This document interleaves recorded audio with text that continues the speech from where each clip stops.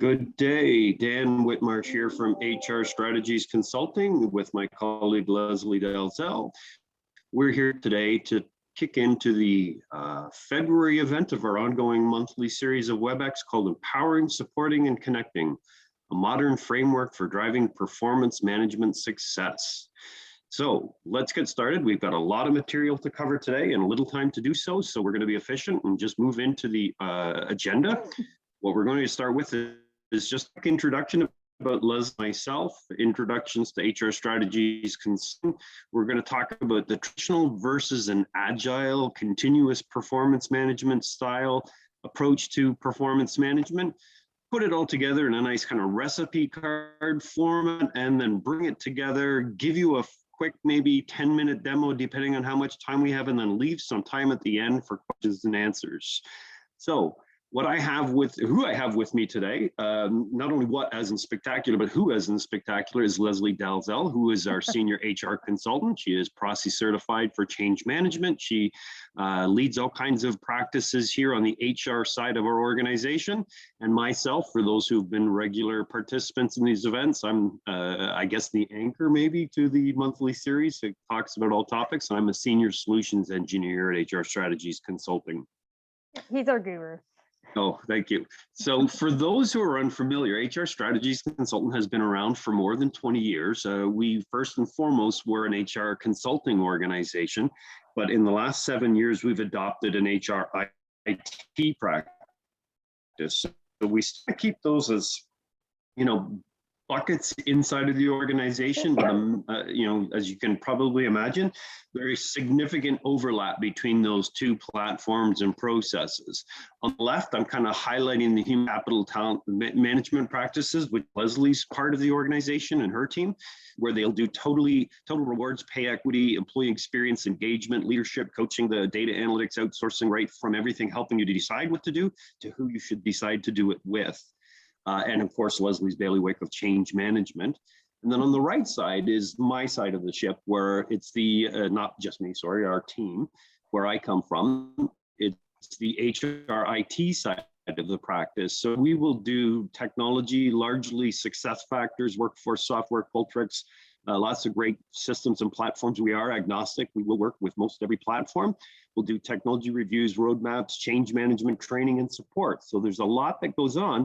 And you can imagine this is a big differentiator marketplace because it really highlights our experience not only as consultants, but also as IT implementation specialists for the human capital industry. So with no further ado, I think we should begin in the Olympic theme. I like those images, Leslie. Good job. Well, thank you very much. I thought it was very, very fitting. I put that together, obviously, when Canada and US were playing the gold medal round. I thought that was very appropriate. So let's begin. Awesome. So reviewing a traditional approach. Let's talk about this. Next slide.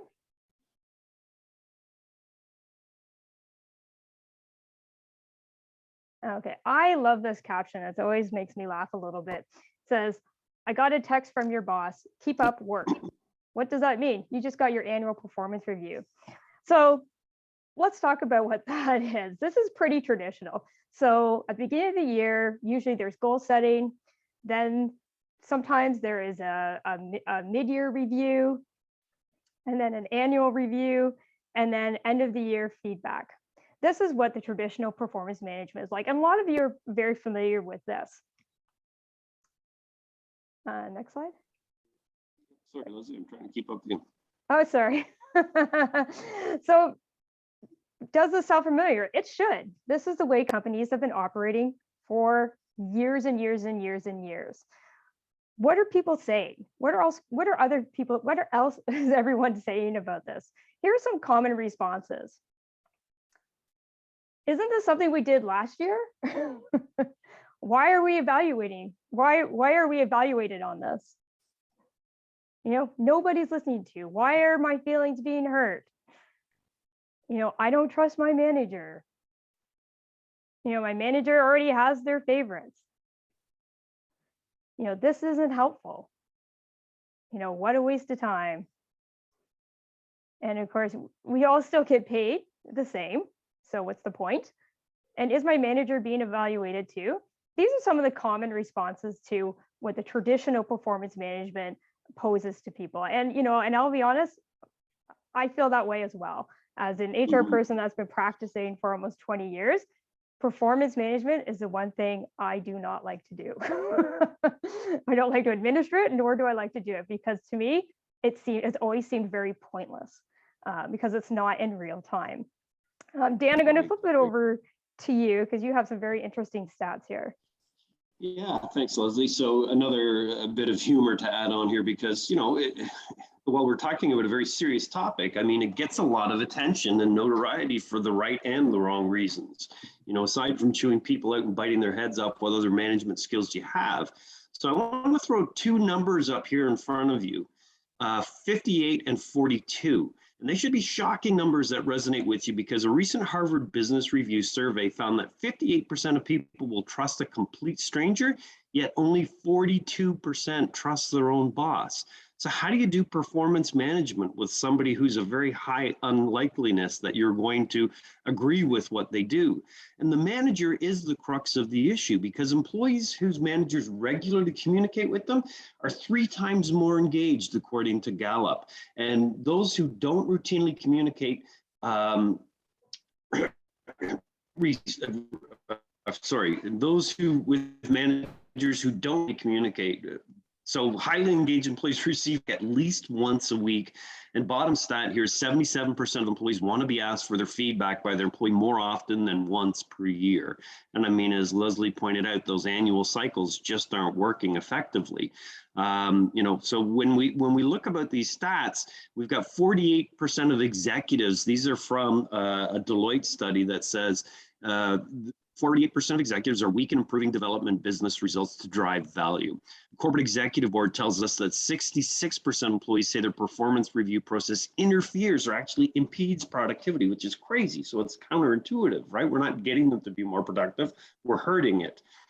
And Brandon Hall tells us that 71% of organizations say that performance management needs to be improved or reinvented. So thank goodness we've got Leslie on our side here, and she's going to help us look at how this can work. So, and that's exactly it. It doesn't work. It absolutely does not work. So why doesn't it work? And I can tell you what most people agree. So there are a few things that we can all agree on. So most people don't like it. Let's be honest. I'm one of those people. Many organizations struggle to execute it well. It just simply doesn't work. So why is that? So there's a few things. Really, it's fairly simple, and this really shouldn't be news to anyone. I think everyone probably on this call knows this. For traditional performance management, it is looking back. It's just looking at your past performance. It's too rigid and it's too reactive. You're having discussions way too late in the game to actually make a change. Yeah, very and good. so that's all right. So even though it's taken a while, most organizations are listening, they're understanding, and now they're acting. So what's next? So I have a 4-year-old, and he's actually in daycare, but it's like a preschool. And so when I'm thinking about performance management, I'm thinking about, it's all about bringing it back to basics. When I go into his classroom, it amazes me when I see I see 2 kids that are arguing. They're not getting along. Someone's taking someone's toy. The teachers always come, they bring them together. They have the conversation. They have, did you take this toy? Well, yes, but she took my toy first. There's this it's very interesting. And it's fun to watch the teacher say, okay, well, let's talk about this. And then let's have a resolution. And they resolve that right on the spot. But they're also empowering the kids as well. So they're empowering them to realize that there's an issue. They're supporting them by helping them guide them through the process. And they're also then connecting them together with the person that whose toy they may have stolen, or whatever that may be, to resolve the issue. And when I'm thinking about performance management, those are the 3 things that I think really, really resonate with performance management. And it really is everything you need to know, you learn in kindergarten. And I think it holds true for performance management. Absolutely. So in the spirit of coming back to basics, we're looking at employees and managers and leaders. They want PM to change. We're seeing that everywhere in the literature and the research. The question is really how to get back to basics. And it's three elements: the people. We need to empower them so that it's not that one-way dialogue back and forth. We need to support them through the process. As we're going to see, it's not meant to be the 364 day of the 365-day calendar year where we're sitting down at 10 minutes to mid doing the performance review, and we need to connect it to meaningful objectives. But really what's key to this and central to the empower, support, and connect model is the central pinnacle here of the people. So if you think about the people, they come in all walks, shapes, looks, feels, sorts, and operandis. They all have their own personal agenda for doing work and what jazz. Can't scale this process. We can scale the process around it, but when we start the dialogue, it has to happen at a one-to-one level. So when we talk about people, we're talking about one person at a time. The process, scalable. The conversation and the content of the process, this is singular in nature. Okay, so Leslie, I think this is back to you. Yes, how do we make this happen? So how do we make this happen? How do we empower, connect, and support our people to make sure that they're performing well and they're, at the end of the day, helping the organization to perform well? So that is with the continuous performance or an agile approach. Go down, get you the next one. Yeah. I love this slide. This is one of my favorites. Little comic slides, and it says bad dog. Could you be more specific? And I love this because if anyone out there is a dog owner, I am a dog owner, as you may see, maybe a couple dogs through this slide. When you're training a dog, you can't just say bad dog. You actually have to say what's happening so they understand. Otherwise, they're like, I don't know what I did wrong, and they'll continue to do the behavior. So an agile approach is really based on that feedback. And what it does is it has a bunch of different elements. As you can see here, it's a more of a collaborative approach. The feedback is the center to this. It ensures that managers and employees are having the right conversations at the right time. And the other piece is too, it's a shared responsibility. So normally in the traditional sense, it's always top down. It's a manager telling the employee what to do, when to do it, all of that kind of fun stuff. And an agile approach is more about that collaboration, and it's about employees taking ownership as well, especially on things like career growth, which is another topic that we can get into down the road. And of course, agile has flexibility. It's flexible with an organization. It's not stingent. The one thing with the traditional is that when you set those goals, those are the goals for the year. If the business changes, people are driving towards the wrong thing. So with an agile approach, it allows everyone to be flexible and to change as the business evolves, and which at the end of the day connects better to the organizational objectives. Okay. Oh, I'm sorry, Leslie. I should have phased through those for you. I wasn't paying attention. No, it's all good. So again, as you can see, I really love the little comic strips. I love this one as well. It says, why didn't you tell me I wasn't performing well 20 years ago when I could have done something to improve? And the manager's like, well, that would have been cruel. Well, it's more cruel to let someone, go on their daily basis and not performing and not having that conversation. It really is quite unfair to them. So let's. Oh, go ahead. Yeah, sorry. Yeah, so as we look at that empower, connect, and support model, there's really three elements that we're continuing to focus on, because that's the theme, the topic here, and you're going to see how these come together as we get through our recipe. We've got the ability to empower employees and managers with tools to help define performance. We have to connect activities and achievements that drive performance. We have to support them with continuous feedback. So when you look at those as kind of the three essential building blocks of the process, the empower is really the tools, the process, and definition of goals and defined behaviors, and the feedback on those items. Number two, the connect. This is where we have manager and employee one-on-ones, which are documented as activities, achievements, and changes to the process. And then we look at the feedback on those particular items. And again, that's an invaluable part of the equation. The last element of the building blocks is the support piece, is really review on the goals, performance, and growth opportunities.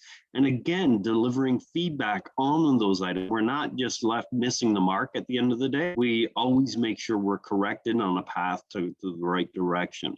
And when you think about these three things, the interesting stats that arise, managers who hold regular one-on-ones are 3 times as likely to be engaged. We saw that stat earlier in the call. And then also from Wall Street Journal, the companies with higher than average levels of engagement get 27% higher profit than their peers. So it's not just because this is a good feel-good thing to do and it makes people feel good. It's actually going to produce business results, and the business literature is so replete with so many documented cases of how this impacts organizational success. So it's really that we don't need to necessarily build a better widget or have the best product on the market or do whatever, but if we do have good talent management and people processes, it can lead to better outcomes as we go, which can lead to products and delivery. So it's not just defining your end state of what you sell, serve, or deliver. It's actually about managing the people who sell, serve, and deliver to get them to be better at what they do. Again, some all telltale statistics here. Agile performance management improves business result. You've got 40% decrease in turnover. You've got higher engagement, and you've got 3x times the revenue per employee. And this is from a recent Gallup piece of research.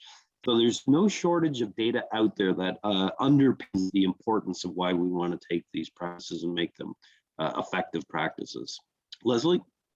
Great. So, we've gone through what a traditional approach is. We've just did an overview of what the Agile is. So let's just kind of talk about that. What's sort of the then and the now. So, traditional once a year, now is continuous. Traditional is, feedback collected by the manager. Now it's more regular feedback. There's more sociable, there's more actionable items.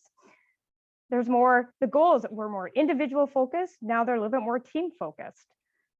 The employees were always evaluated by the manager, but like I said, that shared behavior, employees are now also evaluating the manager as well. We're getting lots of more information about managers, employees, and peers. There was forced ranked previously, now it's more flexible. We have compensation, which was confidential, now it's more transparent. And then we went from evaluating as a manager to coaching, and that's key. That's part of the feedback thing. The coaching of your employees is constant. That's what you do as a people manager. And then the reality is that there was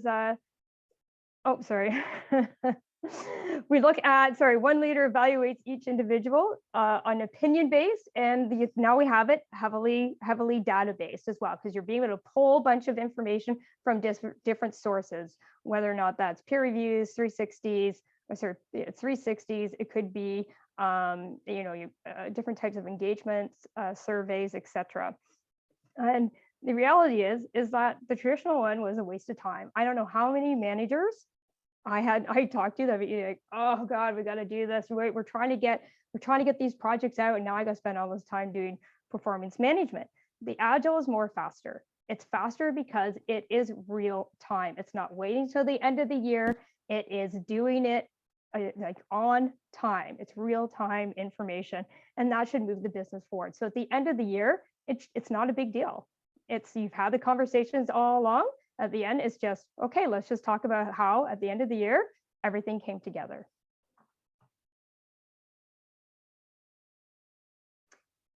So but it can be challenging managing performance year round. And that's some of the things that we're hearing.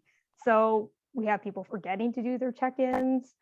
We have forgetting to do their check-ins. They're using meetings for tactical solving, not necessarily the conversation.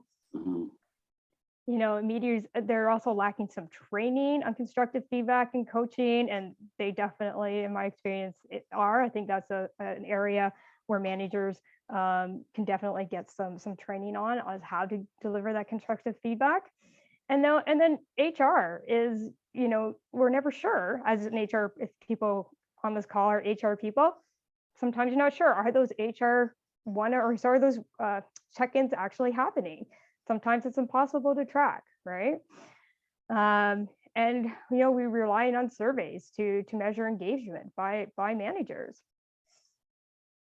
And we're trusting managers will have the time to actually do this. So there is some challenges around doing the managed performance year round. But really, we have to have this as a challenge accepted. This challenge has to be accepted here, because this is how we actually move from looking at feedback in the past to meaningful feedback to help drive us forward. Excellent. That really sets the recipe for success that we're going to put in front of you right now. By the way, housekeeping notes, I put it up in the chat, but if you have comments or questions that you'd like to ask, please feel free to use the window panes. And while I'm talking, Leslie can field them, or vice versa, or we'll pause and reflect near to the end to ask her for input and questions as well. And yes, this deck and this presentation will be made available to those who've joined us today at the end of the session. So don't worry about recording all of these items and notes. That'll come to you, okay? So the key ingredients, really, we've got 5 elements here. Really, we have to identify the purpose for doing performance management. And I mean, that sounds so basic, but it is such a pivotal point, because I have a slide coming up in a moment that talks about different purposes of why you want to do performance management. And they all have a very different process that would be defined by the purpose and a different outcome and the way they're going to be measured. Then you have to plan your approach. So what's it going to look like? What's the exchange of information that's going to happen between leadership, managers, and frontline? We want to avoid that continual saga of time gone by that Leslie pointed out, where the top end of a company tells the middle level what they want to do to the bottom level and just have it cascade one way. That's just not effective anymore. We do need to do some of that. Yes, direction is set at the top of an organization, but the refinements and pivot or changes in direction usually come as a groundswell movement or response to what was cascaded to them. So we have to make this a true two-way process. So that means we got to develop a process that allows us to do all of this. And then we have to figure out how we're going to measure that. And then lastly, and most importantly, what are we going to leverage for technology to collect all of this data and manage this process? The content we can bake out in our heads based on what's the needs of our organization, but we have to have some way to organize it, make it flow, and make it accessible in real time so that people can engage with the tool in a meaningful and useful way. So let's talk about defining the purpose. So the purpose is really significant, as I mentioned earlier. I've got a list of 10 common purposes up here, and I'm not going to read through them all, but it's really just, very great. You could be driving for compliance. Your company could be looking for a change in direction. You could be trying to create a culture of innovation where innovation didn't happen before. It could be new product taken on that stand and retool your organization to grow in different ways that challenges them. It could be merger and acquisition activity where now suddenly you're facing a marriage of 2 different cultures coming together with different processes, and we need to define our common elements and understand what we are. And those are just kind of 5 quick highlights. But if you take a few minutes when you get this deck to read through this slide, you'll see that finding the purpose of why you're doing performance management is really a critical thing. And it's not just singular purpose, it can be multiple elements off of here. So when we define the process that comes about, it has to be connected to the purpose of why we're doing this. Such a simple element, but really pretty important pieces to it, right? So Leslie? Absolutely. Yeah, absolutely. And so let's plan. Let's move on to, so we've got our purpose, or you may have your purpose. Now we need to actually put the plan into action. So there are a couple of things you need to do to plan for success. So again, I'm sorry, because the Olympics have just been over, of course I put all this up. Define your ingredients for your success. We want to define the goal management framework, or your goal management framework. And we want to define competencies and observable behaviors as well. So that's what we need to add in order to plan successfully. So let's talk about the ingredients for success. So there's a few ingredients here. So we have goals and development. We got the continuous feedback. We got check-ins. We've got continuous PM activities and 360 reviews.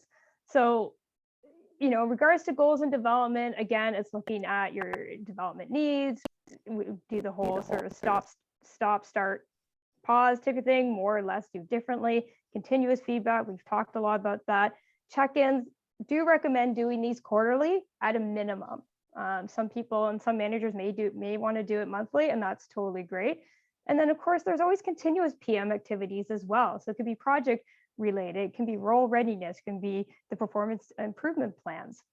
And then, of course, there's this 360 reviews as well. And this is important as well, because usually 360 includes internal stakeholders, but we also want to include some external stakeholders information as well. That gives a very well-rounded approach of how someone is performing in your organization.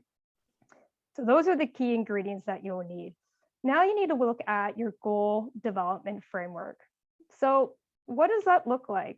So there's different ways that you can actually approach setting up how you do your goal management framework. So there's sort of two approaches. You can do it by OKRs, objectives and key results, or you can do it with SMART goals. And what's the real difference here? SMART goals ask the question, what is the goal? And the OKRs ask, what is the goal and how do we get there? Most organizations are using the SMART goal approach, which is totally great and fine, but we're seeing a trend actually with organizations going to an OKR model. So that's just something to think about. So next we want to define our competencies and our behaviors. So our competencies, it's a person, as you can see here, it's a person's knowledge and behavior that leads them to be successful in their role. Explains how their behavior brings desired results. And finally, when you're looking at this as an organization, you want to think about how many key competencies do we want for the organization. You will want roughly around 4 to 5 as an employee base, with an additional 2 competencies for managers as well, just so we make sure we're catching that piece. So here's some examples of competencies. There's many competencies that you can use. I just threw a few up here just as an example. You got communication, courage, innovation, flexibility, problem analysis, determination. There is a million different competencies, and what you want to do is make sure you're having competencies that reflect your culture and how you want to drive behavior, because this is actually a big part of your performance management, which could be tied in to a lot of even reward systems and stuff like that, which I've done in other organizations that worked out well. So the next step. Oh yeah. Can I add in on that? Absolutely. That's really important. These examples of competencies really need to connect to the purpose that we discussed up front too. So if you define your performance purpose, then it's going to help you decide which competencies are going to be an essential ingredient. Well, that's really what we're talking about here, is your success ingredients, right? So good connection points there. Excellent.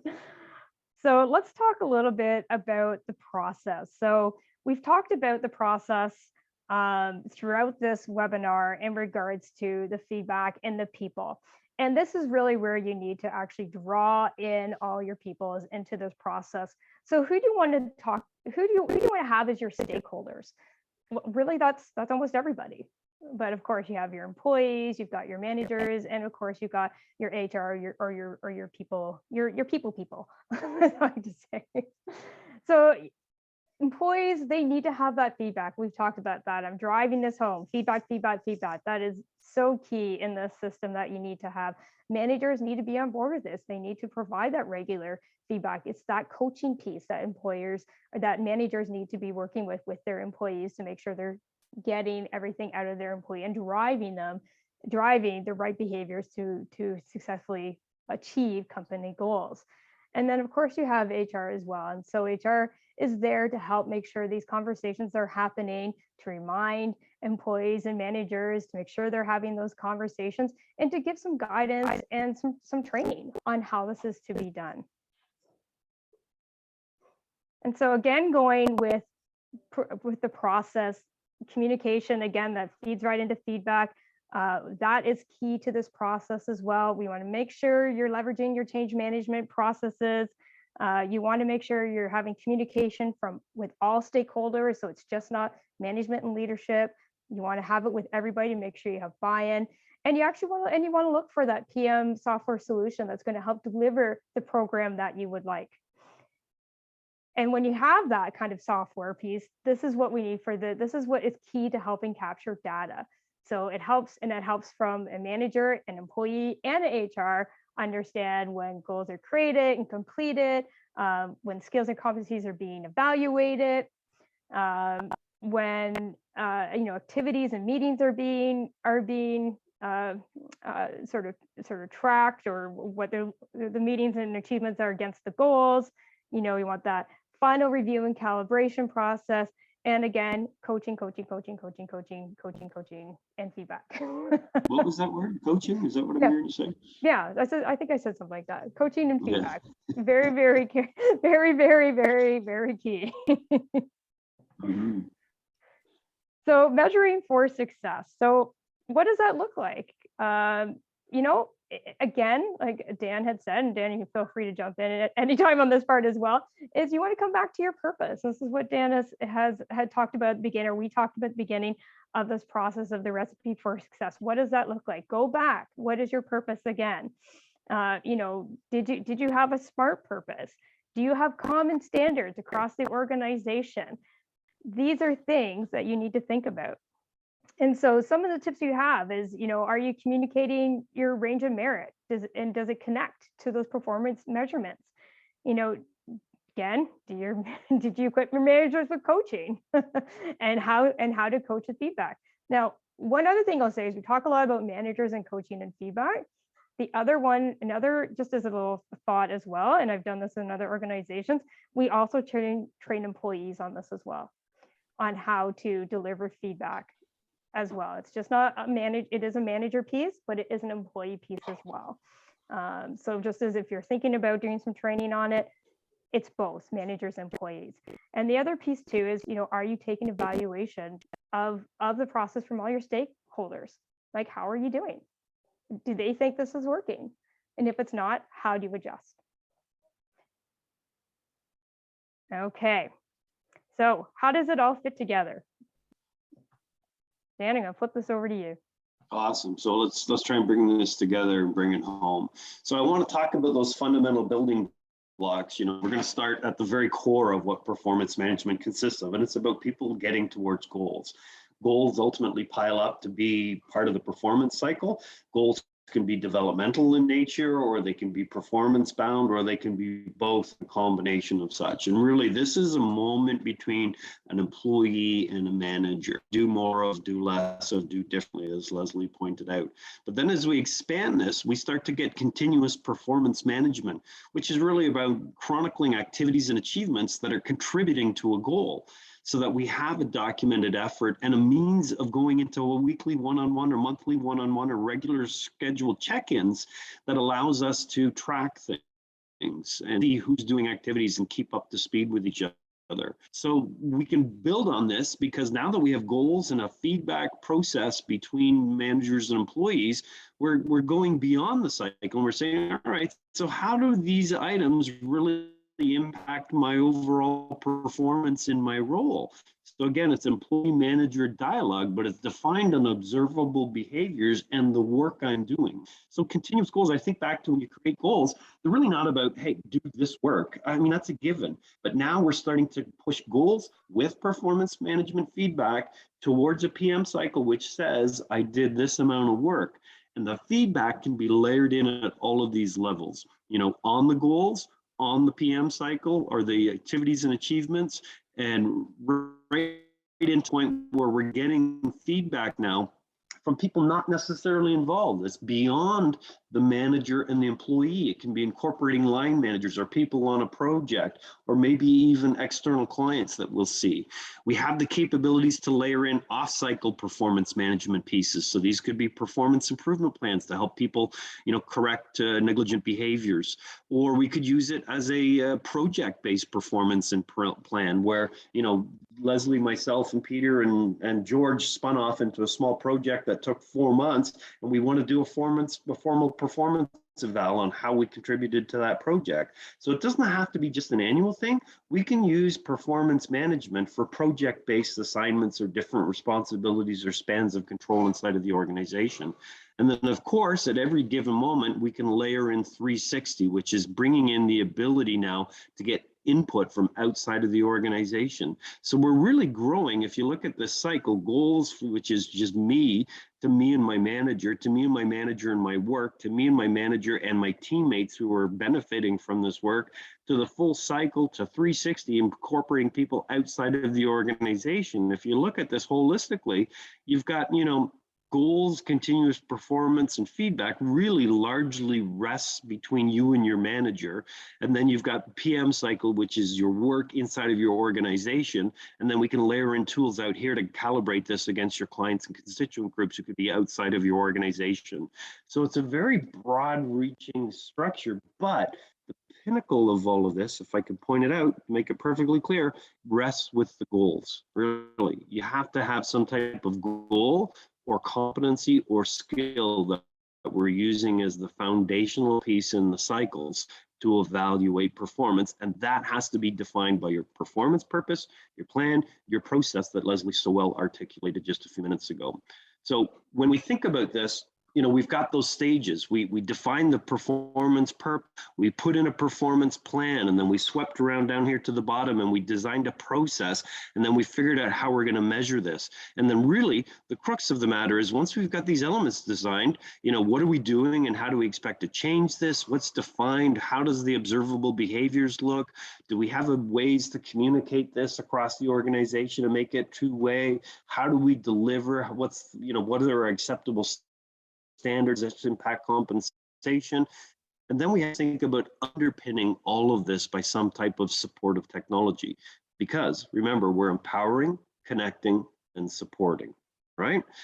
So let's talk about that. Finding a technology. This is the delicate part of the conversation.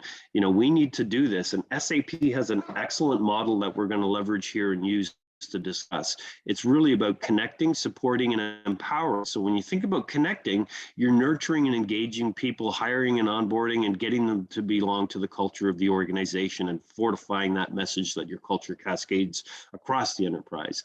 When you're supporting them, you're paying them, you're rewarding them, you're giving them guidance, you're giving them efficiency, you're letting them know they're a valuable part of the team. When you're empowering them, your capabilities to change their own behaviors and their own destiny in the organization. This is learning and development, feedback, growth, and opportunities. So if we looked at these things from a connected, supported, empowered standpoint, you'll see that goals and performance management are really a lot of part of this, all right? There's nurture and engagement, culture and belonging.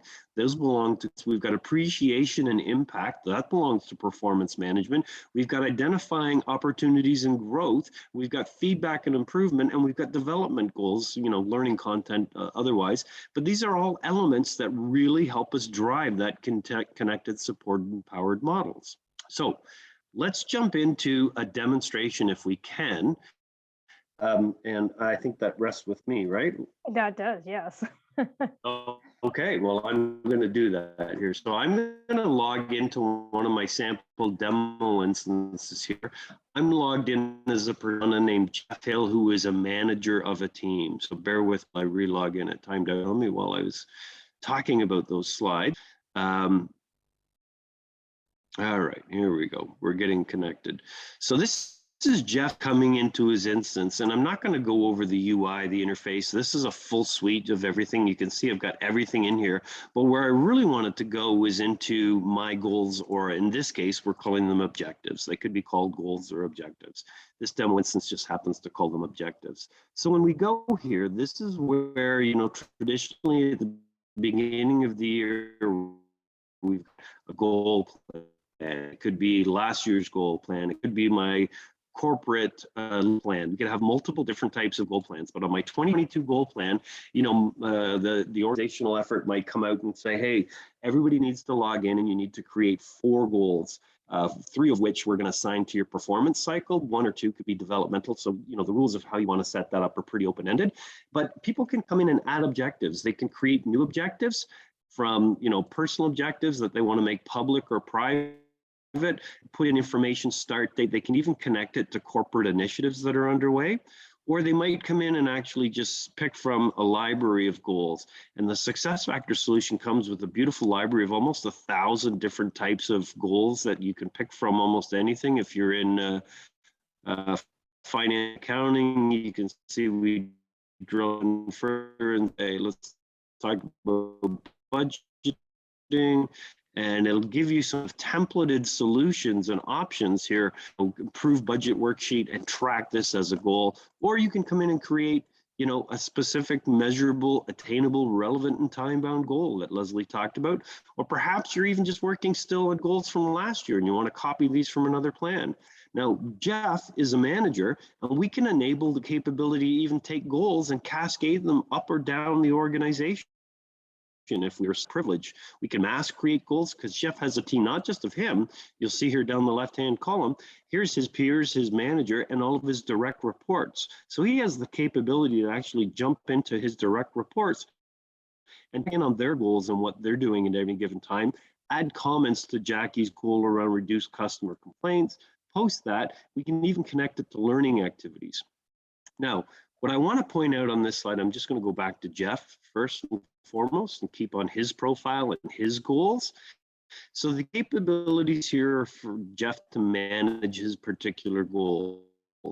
You will see that it shows the on track.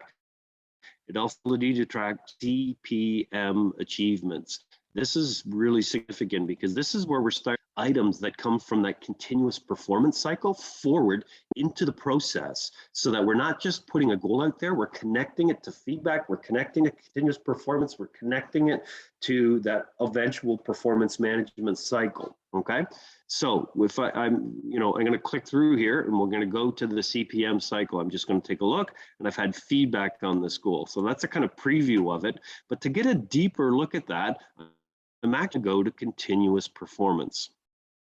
So this is where I can, again, on the channel on myself on the left, start to look at myself and my direct team. And so this is me and my manager, Maya.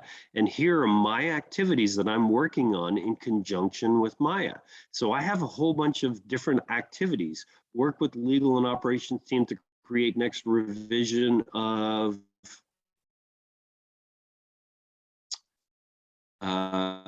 company safety policy, and I can provide updates, and so can Maya, because this also shows up view. This is an activity that's been assigned to a high priority status, and as you can see, there's also feed opportunities here. So at any given moment when I'm looking at this activity, I can request feedback of people on my team or my peers, okay? It's configurable how you want to set up the management and delivery of feedback. In this case, we're restricting it to this immediate team under Maya, or it could involve the opportunity to pick from the entire employee base, okay? But what's really important here is you can see, I can see that this opportunity is linked to a particular objective on my performance of increased profitability in the region and the company overall. So we can actually create objectives. So if I go back to that activities view, sorry for bounce, you see we have the capability here to create activities. So what I'm doing is just actually say, hey, let's look at them by the objectives, which are the goals that we're working on. So I have the objective of benchmark salary. So I'm actually starting to document activities here, and I can add a new one. So maybe I want to reduce customer complaints in the company. I've got 3 goals here, one medium, one is completed, another one a medium, and maybe I want to create a new activity. I'm going to say set up inbound call center, and I'm going to make this a medium priority. So what we're doing here, and I'm connecting this to the ability to reduce customer complaints. It does or does not have to connect to a development opportunity, and I can add in what the effort here is that we're doing. And what happens is this becomes part of my performance objectives. So these are activities that are driving the performance goal of reducing customer complaints. Now I can also switch and see my objectives, and just the same way have activities tied to these particular activities, okay? So what's really important here, I'm going to go back to performance objectives. I don't know if you've noticed up here in the top right, we have this start meetings button. So to Leslie's point earlier, click on start meeting, Hey, Dan, and myself Dan, so you're just both cutting have out a little bit. view in real time into this, and we can start to say, okay, sorry about that, lousy bandwidth from home. I'll turn my video off to see if that makes an impact. Thanks, Leslie. Okay, so what I did is I started a meeting, and you can see here it's got headshots of Jeff for completed activities. So what we do is we chronicle. I have the ability here to add new pieces, so we might discuss new hire processes for our team. I can add that as an agenda item that I want to talk about, and likewise, Maya adding items that she wants to talk about. So when we decide to schedule this one-on-one meeting, which might happen every Thursday at noon, we've got a combined list of items that we want to talk about. We can record the notes of what we want to talk about, and then we review either by status or by objective all of the things that we're working on. By the way, I failed to mention, I just realized, is that when we're looking at these activities, if I opened up an item of work with legal and operations team, and I edit this post here as the manager, or Jada, Maya, if I mark this as complete, it becomes an achievement. So activities that are in process are iterative things back and forth between me and my manager, but when it's finished, it becomes an achievement. And that's what we saw on the goal of CPM, achievements, things that run that move the needle on an objective or a goal. Okay, so this is where we actually, chronicle our meeting, discuss those items, review all the actions that we have outstanding, either by goal or just by priority of them. We chronicle our notes and we save this, and it keeps an automatic log of all of the one-on-one meetings. And I guarantee if you are an HR practitioner, you probably don't even need to know the content of the one-on-ones, but you can generate a simple report. Employees had regular one-on-ones, and if you put that towards performance, you will see visibly that those companies that are doing that, or those teams that are doing those regular meetings, are more successful than other teams. Okay, this keeps everybody calibrated and on focus and in line, driving towards one common goal and system. So that's how kind of continuous performance is leveraged. It's activities which are connected to goals. It's activities that are completed that become achievements, and they show up against those goals. And then ultimately, this all cascades forward into the performance cycle. So now imagine it's the 364th day of the year, and it's time to do that lovely rear view mirror reflective performance check. So this is what we've got. This is Jeff coming in, and he's got to review his team members here. And it can start with, hey, let me get some feedback from other people before I even start making my judgments. But the first step is really, it goes to the individual employee, and they do their own self-assessment on those skills. We're going to look at that in a second. And then once they're done, they pass it back to me, and I have to review Faith, who's my employee, and I have to review Ben, and I have to review Jada. Then we might have ratings discussions, quarterly, mid-year, third quarter check-ins. We can have all different varieties of cycles here. I'll show you some examples. This one has an HR review session, then it does rating discussions and signatures. How you choose to build this is really simple. I've seen variations that go from 4 steps through to 15 steps. That's not the point of today. You can build that to your own custom process, which is what Leslie talked about, defining how you're going to roll out performance management.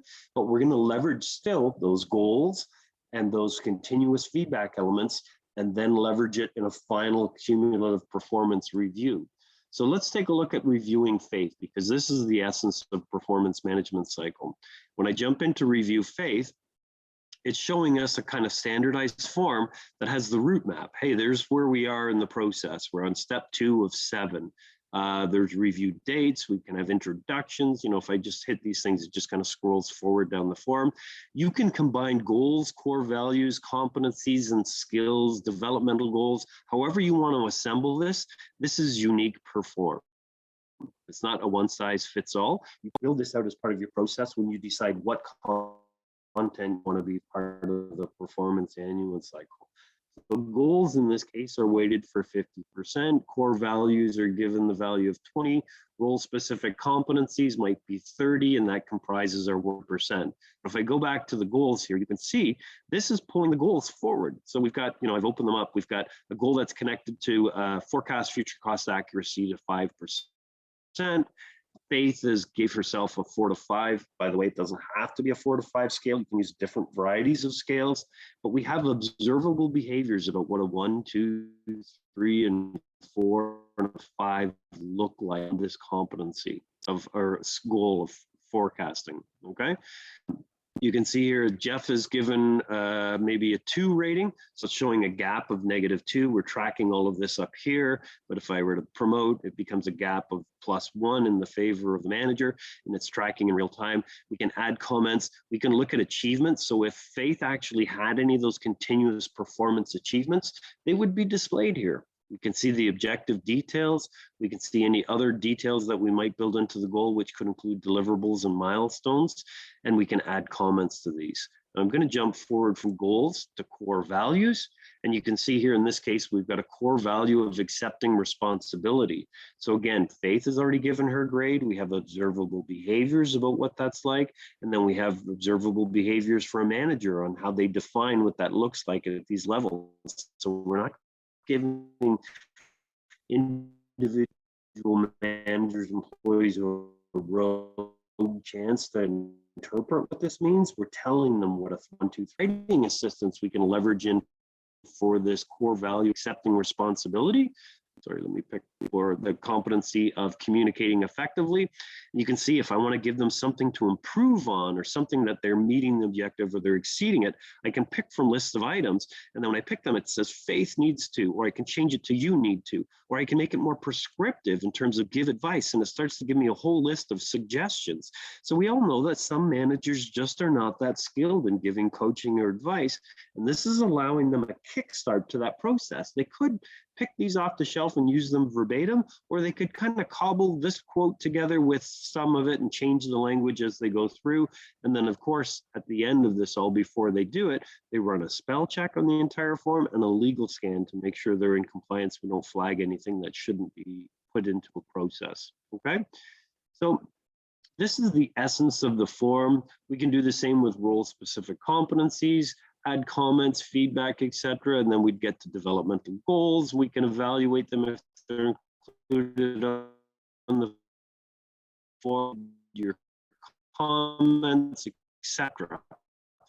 Now, that allows us to kind of come in. I'm not going to save those changes. I'm just going to move forward by that view where I have my employees and which cycle or boats they are in the process for these review phases. Let's go back to team overview, because I want to show you another unique tool of this process, the team rate. So Tuesday, and the next Thursday you did Ben, and then the Monday after that you did the review for Jackie, and then suddenly you realize, hey, you know what, before I send these all off and finalize these, I want to do a shoulder-to-shoulder comparison across my team, and I see Faith is the only one I've rated so far, but maybe I've got Jada I rated as a 4 out of 5, and I've added some comments here. You can see this is literally populating that previous long form. This is like an abbreviated view of this.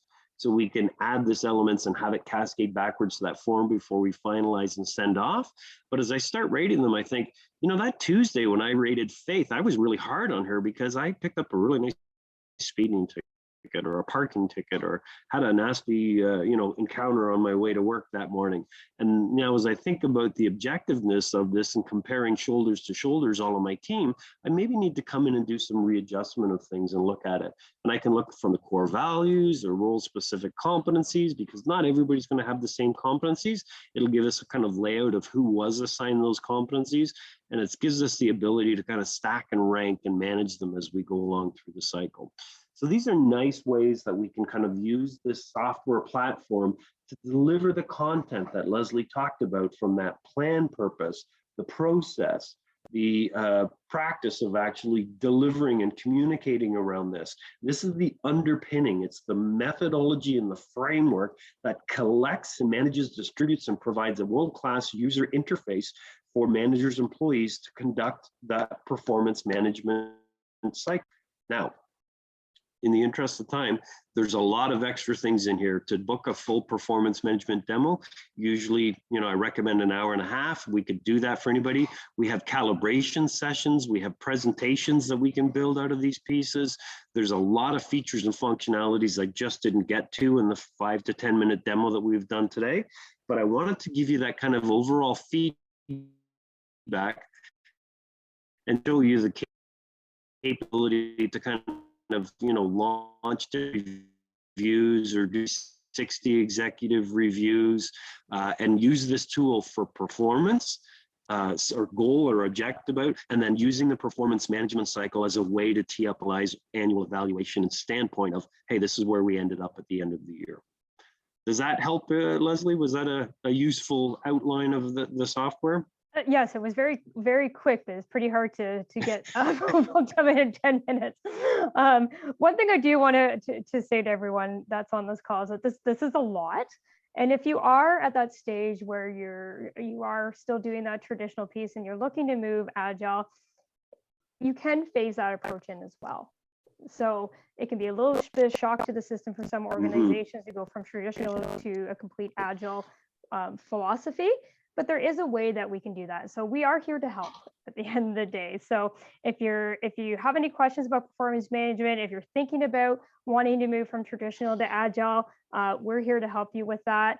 As Dan had stated, we are going to share this deck and the recording. If you want to learn more about us, here's our contact information. Feel free to reach out. As Dan said, if you want to book a demo and look through the SAP Success Factors, happy to do that. And of course, feel free to sign up for our next virtual event. Although we're not sure what it is exactly yet, but we will be sending out information on when and what we will be doing for our next session. Excellent. So yeah, Leslie Rumor has it from the marketing meeting this morning. We're going to discuss onboarding next. I think we're hoping to do DEI, but we have 2 panelists who have a conflict. So I think we're going to do a DEI event in April. And that's, we're going to move onboarding forward into the March timeframe, but that will be confirmed. Hopefully when we share this out with you, we'll have a live link in there to that registration and have that decision finalized. So 3 minutes left. I'm looking at the Q&A chats. I don't see any new comments in there.